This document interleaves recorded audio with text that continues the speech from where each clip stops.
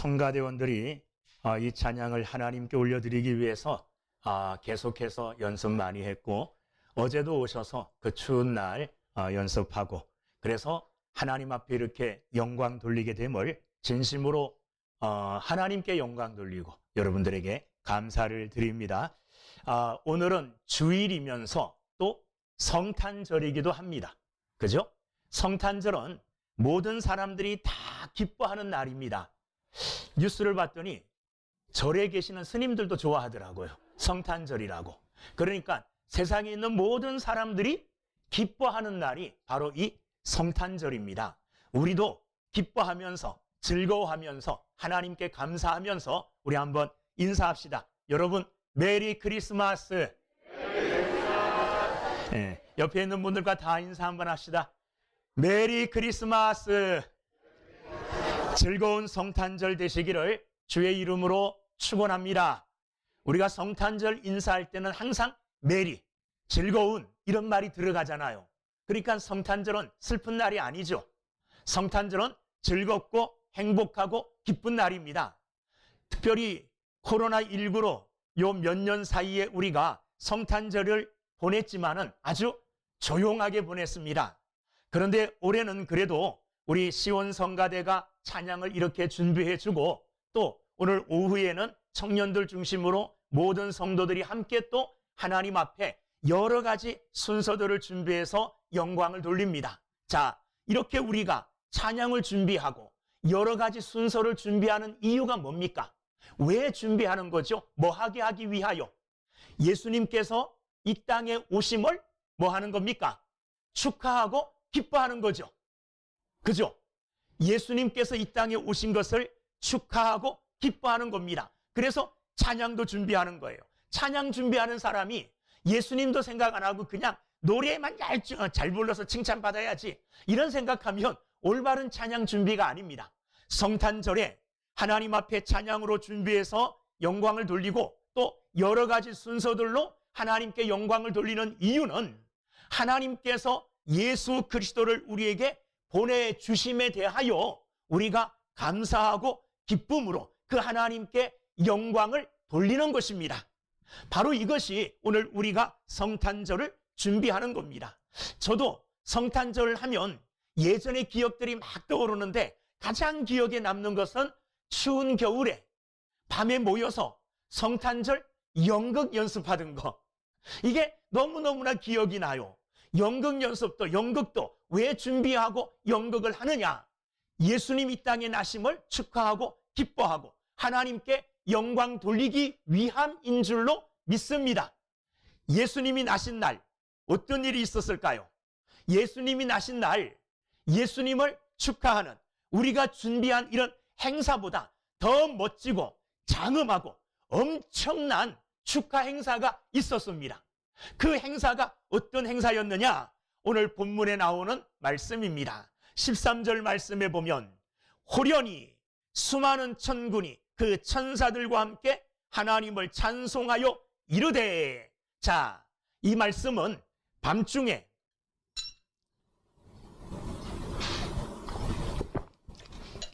목자들이 밖에서 양을 치고 있었는데 이 목자들을 천사들이 찾아왔습니다. 천사들이 찾아와서 목자들에게 좋은 소식을 알려주었습니다. 어떤 소식을 알려주었느냐? 오늘 다윗의 동네에 너희를 위하여 구주가 나셨으니 곧 그리스도 주시니라.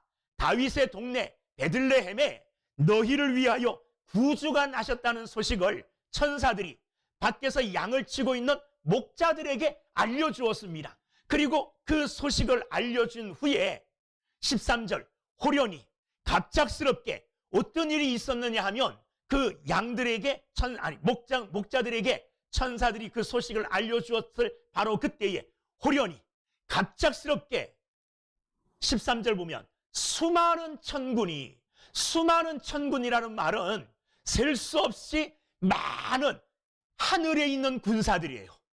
하늘에 있는 천군들과 그리고 누가요? 천사들이 함께 수많은 하늘에 있는 천군들과 천사들이 함께 뭐 했느냐 하면 하나님을 찬송했다는 겁니다. 한번 상상해 보십시오. 그 들판에 양을 치고 있는 목자들에게 천사들이 나타나서 예수님의 나심을 알려주고, 그리고 갑작스럽게 하늘로부터 천군과 천사들이 강림하여서 하나님을 찬송합니다.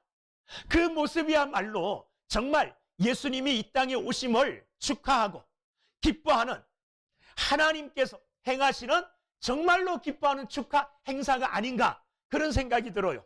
자, 천군들과 천사들이 나타나서 하나님께 찬송을 하는데, 그 찬송의 내용이 뭐냐 하면 14절 말씀입니다.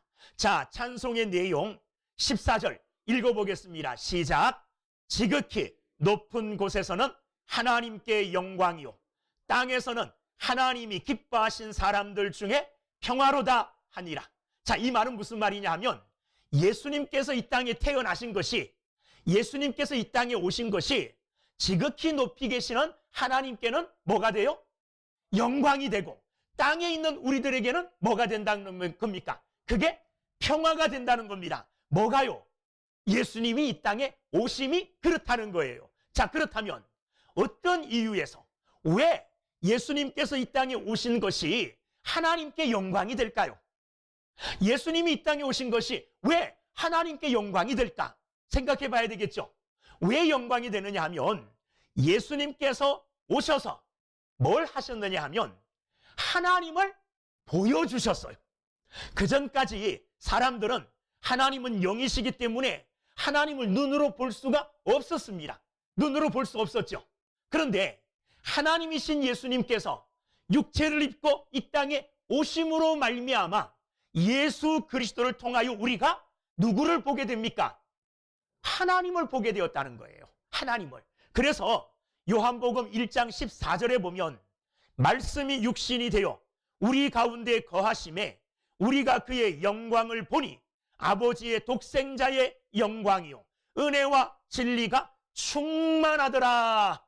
예수님이 이 땅에 오셨는데, 예수님 속에, 예수님 안에 하나님의 신성과 하나님의 그 영광과 하나님의 은혜와 하나님의 충만함이 누구에게 있었다는 겁니까? 그리스도 예수님에게 있었다는 말이에요. 예수님이 육신을 입고 이 땅에 오심으로 말미암아 우리는 눈으로 보지 못했던 하나님을 예수님을 통해서 어떻게 해요?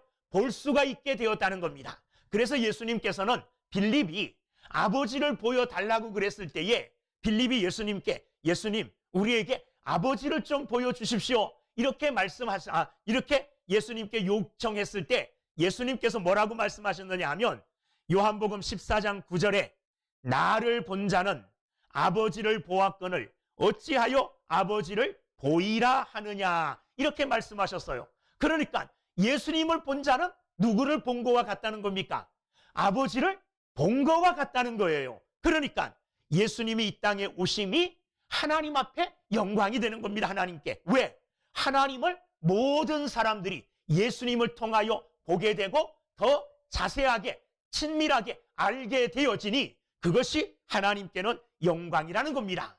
또 하나님께 영광이 되는 두 번째 이유는 뭐냐 하면, 예수님께서 이 땅에 오셔서 하신 일이 뭐냐 하면, 죄로 말미암아 영원히 죽을 수밖에 없는 우리를 위하여 십자가에 대신 죽으심으로 우리를 뭐 하는 일을 하셨습니까? 구원하는 일을 하셨죠. 그죠? 자, 예수님이 오셔서 우리를 구원하는 일을 하심으로 앞으로 예수님을 통하여 구원받은 사람들이 생겨나겠습니까? 안 생겨나겠습니까? 생겨나죠. 그것도 한 사람도 아니고 수많은 예수를 통하여 구원받는 사람들이 생겨날 거예요. 그 중에 한 사람이 누구예요? 저예요. 그 중에 한 사람이 누굽니까? 여러분들입니다. 수많은 예수 그리스도의 구속 사역으로 말미암아 구원받은 사람들이 이 땅에 넘쳐날 텐데, 그 사람들이, 구원받은 사람들이 뭐 하겠어요? 뭐 하겠어요? 우리처럼 하나님께 영광을 돌릴 거 아닙니까? 하나님께 영광을 돌릴 거예요. 그렇죠? 그러니까 예수님이 이 땅에 오심으로 말미암아 구원 사역을 이루시고, 그 구원 사역을 통하여 구원받은 수많은 사람들이, 셀 수 없는 많은 사람들이 그들의 구원해 주신 하나님을 찬양하고 하나님께 영광을 돌리게 될 것이기 때문에 예수님의 이 땅에 오심은 하나님께 뭐가 되느냐? 하나님께 영광이 충분히 된다는 말입니다. 할렐루야. 또한 예수님께서 이 땅에 오심이 하나님께 영광이 되는 이유는 뭐냐 하면, 하나님께서 세상 만물을 창조하시고 인간을 창조하신 궁극적인 목적이 뭘까요? 궁극적인 목적이, 하나님께서는 인간을 창조하시고 인간들이 하나님의 백성으로 하나님을 섬기며 영원토록 하나님을 찬양하는 하나님 나라에서 영원 복을 누리며 살게 되는 것, 이게 하나님께서 우리를 창조하신 궁극적인 목적이 아니겠습니까? 그런데 하나님의 이 창조의 목적이 아담과 하와의 범죄함으로 말미암아 어떻게 해요? 이게 실패하는 듯 보였어요. 그러나 하나님의 계획은, 하나님의 섭리는 실패함이 없는 줄로 믿습니다. 하나님의 이 구원 계획, 창조의 경륜, 이 모든 것들이 예수 그리스도가 이 땅에 오심으로 해서 다시 완성될 수 있었다는 말이에요. 하나님이 우리 인간들을 창조하시고 세상 만물을 창조하시고 하나님 나라를 이루어 우리 인간들로 하여금 영원한 찬송을 받으며 영광을 받으며 하나님 나라에서의 복된 삶을 살기를 원하는 하나님의 창조의 계획과 섭리가 이루어지지 않은 듯 했지만 예수님이 오심으로 말미암아 그것이 다시 완성되었다는 겁니다.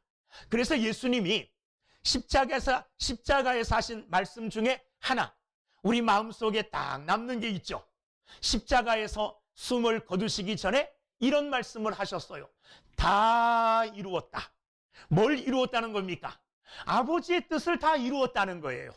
예수님이 구원 사역을 이 땅에 오셔서 다 이루시고 완성하심으로 하나님께서 처음에 가졌던 창조의 목적, 섭리, 그것을 예수님이 오심으로 완성하게 되어서 이제는 예수 그리스도를 통하여 하나님의 백성들이 차게 되어지고 하나님의 나라가 세워지게 되고, 그리고 그 나라에서 영원히 찬송받으실 하나님으로 영광을 받게 되어지니 예수님이 이 땅에 오심이 누구에게요? 하나님에게는 뭐가 될까요? 영광이 되는 것이 당연하다는 겁니다. 좀 어렵습니까? 어렵지 않죠? 예수님이 이 땅에 오심으로 하나님께 영광이 되는 첫 번째 이유는 뭐냐 하면, 첫 번째 이유는 예수님이 이 땅에 오심으로 말미암아 예수님을 통해서 우리가 하나님을 보게 되고 하나님을 알 수 있게 되니 하나님께 영광. 예수님이 이 땅에 오셔서 사람들이 예수님으로 말미암아 구원받게 되어지니 구원받은 사람들이 하나님께 영광을 돌리니까 하늘의 영광이 되는 거죠. 또한 예수님이 오셔서 하나님께서 섭리하시고 계획하신 그 모든 것들을 다 완성시켜 주셨으니 예수님이 이 땅에 오심이 하나님께는 뭐가 되어집니까? 영광이 되어진다는 겁니다. 하나님께는 영광이요, 땅에 있는 우리에게는 뭐라 그랬습니까? 우리에게는 평화라 그랬어요. 그런데 거기 조건이 하나 있습니다. 14절 말씀 보면 지극히 높은 곳에서는 하나님께 영광이요, 땅에서는 하나님이 기뻐하신 사람들 중에 평화로다. 모든 사람들에게 평화가 아니래요. 누구에게 평화라는 겁니까? 14절, 하나님이 기뻐하신 사람들. 하나님이 누구를 기뻐하실까요? 오늘 예수로 말미암아 구원받은 우리를 기뻐하실 줄로 믿습니다. 하나님이 기뻐하신 사람들이라는 말은 하나님이 은혜 베풀어 주신 자들, 저와 여러분들이 예수님을 구주로 영접하고 하나님의 자녀가 된 것은 하나님이 내게 은혜를 주셨기 때문인 줄로 믿습니다. 하나님의 은혜가 없이 구원받은 사람들은 없어요. 하나님이 기뻐하신 자들, 하나님이 은혜를 베풀어 주심으로 예수 그리스도를 구주로 영접하고 예수님을 메시아로 영접하고 나의 주님으로 고백한 자들에게는 뭐가 되어진다는 겁니까? 그들에게는 평화가 이루어진다. 할렐루야. 그래서 예수님이 오심이 땅에 있는 자들, 특별히 믿는 자들에게는 평화가 이루어진다는 겁니다. 어떻게 예수님이 오심으로 평화가 이루어집니까? 자, 원래 우리는 하나님의 진노 속에 있었던 사람들이에요. 우리를 바라보실 때 하나님께서는 불순종한 자, 죄인된 자로 보시고 하나님의 진노가 우리 가운데 머물러 있었습니다. 하나님과 우리 사이는 어떤 사이냐 하면 원수 사이예요. 원수 사이. 하나님의 진노가 우리에게 임했고 우리는 하나님 앞에 죄인으로 하나님 앞에 나갈 수 없는 이런 원수된 사이였는데, 예수님께서 이 땅에 몸을 입고 오심으로 말미암아 한 손으로는 우리를 잡으시고 또 한 손으로는 하나님을 잡으시고 십자가에서 자신이 화목제물이 되어 주심으로 하나님과 우리 사이를 화목하게 해 주신 줄로 믿습니다. 에베소서 2장 14절 말씀에 보면 그는 우리의 화평이신지라 둘로 하나를 만드사 원수된 것 곧 중간에 막힌 담을 자기 육체로 허시고 그랬어요. 예수님께서는 이 땅에 오셔서 하나님과 우리 사이에 막힌 담을 자신의 육체의 죽음으로 화목 제물로 자신을 내어줌으로 그 담을 흠으로 주셨다는 거예요. 그래서 하나님과 우리 사이를 어떻게 했느냐? 화목되게 해 주셨다는 겁니다. 그러므로 예수님의 오심이 예수를 믿는 저와 여러분들에게는 하나님과 나 사이에 뭐가 이루어진 겁니까? 평화가 이루어진 거예요. 이제는 하나님이 나를 원수로 보지 않습니다. 하나님이 나를 죄인으로 보지 않아요. 하나님이 나를 뭐로 보실까요? 귀한 하나님의 성도로, 귀한 하나님의 자녀로 보아주셔요. 이게 어떻게 이루어진 일이냐? 예수님이 이 땅에 구주로 오심으로 말미암아 이루어진 일인 줄로 믿습니다. 또 하나, 예수님께서 이 땅에 오심으로 말미암아 하나님과 우리 사이에 화목이 이루어졌을 뿐만 아니라 저와 여러분들, 사람과 사람 사이에 담도 허물어뜨리고 사람과 사람 사이에도 화목하게 해주셨다는 겁니다. 십자가의 의미가 그렇습니다. 십자가, 이렇게 하늘과 땅을 잇는 이 막대기, 이 나무, 이것은 예수 그리스도께서 십자가에서 자신의 몸을 제물로 드림으로 하나님과 우리 사이를 화목하게 해주셨고, 또 옆으로 뻗어 있는 이 나무는 사람과 사람 사이에 중보 역할을 하사 이 사람과 이 사람을 또 화목하게 해주셨다는 겁니다. 저와 여러분들이 이렇게 함께 모여 예배할 수 있는 이유는 예수님 때문이죠. 만약에 예수님이 저와 여러분 사이에 없다면 저와 여러분은 아무런 관계가 없는 사람이에요. 여러분들이 앉아있는 바로 옆에 계시는 분이 예수님이 없다면, 안 계신다면 저와 여러분과 옆에 앉아 계시는 분이 아무런 소용이 없는 분이에요. 상관이 없는 분이에요. 그런데 여러분과 옆에 계시는 분과 그 사이에 누가 계셔요? 예수님이 계셔요. 그래서 예수님이 한 손으로는 나를 잡아주시고 또 한 손으로는 옆에 있는 사람을 잡아주심으로 우리 사이를 화목하게 해 주셨다는 겁니다. 에베소서 2장 16절 18절에 보면 또 십자가로 이 둘을 한 몸으로 하나님과 화목하게 하려 하심이라. 원수된 것을 십자가로 소멸하시고 또 오셔서 먼 데 있는 너희에게 평안을 전하고 가까운 데 있는 자들에게 평안을 전하였으니 이는 그로 말미암아 우리 둘이 한 성령 안에서 아버지께 나아감을 얻게 하려 함이라. 아멘.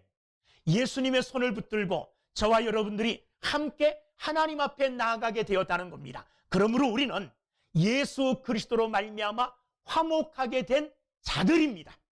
예수님이 나를 위하여 십자가에 죽으시고 옆에 계시는 다른 분을 위하여 십자가에 죽으시고, 그래서 우리 사이, 원수된 사이였지만 하나님, 예수님이 중간에서 서로 화목되게 우리와 다른 사람을 붙들어 주어서 하나 되게 해주셨다는 겁니다. 그러니까 옆에 있는 분은 내가 뭐 해야 될 사람이냐 하면 예수로 말미암아 평화를 이루어 가야 될 사람이 누구냐 하면 바로 옆에 앉아 계시는, 여러분들 옆에 계시는 바로 내 형제 자매예요.